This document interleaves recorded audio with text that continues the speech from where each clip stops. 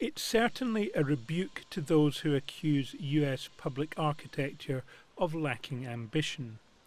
The centerpiece of the World Trade Center's transportation hub, an area known as the Oculus, will offer passengers a spectacular experience when the first part opens on March the 3rd. The space serves a whole raft of purposes. It links the terminus of the PATH subway system from New Jersey to the New York City subway. It's also meant in time to become a community hub, full of restaurants and stores.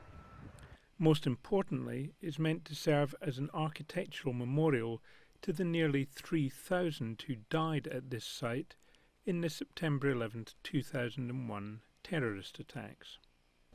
And when you look at the amount of economic engine and generation that this site will generate, it'll be not just for weeks to come, but for decades and centuries to come. It truly will enliven, bring life, bring energy, and bring economic development to this part of the city, which has been lost since that fateful day.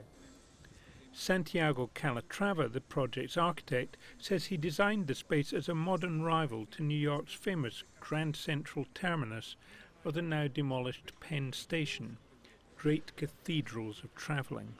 What the Port Authority wanted to do is to create an anchor of development for the whole Lower Manhattan. And I am sure that for the coming generation and even in our generation, we will see how important this tool will become, because it is much more than a simple transportation hub. It is also 365,000 square foot of retail, you know. I mean, to serve not only the people who are commuting, but to serve the whole community around. It's also the connection between all the towers. It becomes also the podium to all those towers. It was part of our endeavor. It is also the place where the 1 and the 9, now the subway line goes across, and we have rebuilt the whole line.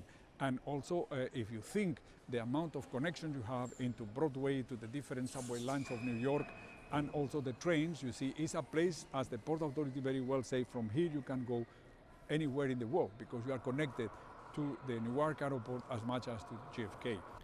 But the project has also attracted criticism. Completion is years late, and the final cost, about $3.9 billion, is twice the original projections. That's a lot in many people's view for what amounts to a single subway station.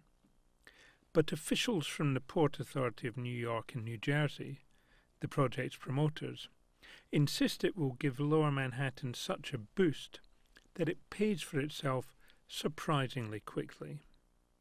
It feels churlish standing here in this undoubtedly extraordinary space to carp about the cost. For cynics, however, the $4 billion spent here has merely bought New York the world's most expensive subway station. The project's promoters counter that cost will be easily repaid when this site is as beloved as Grand Central Station or Central Park.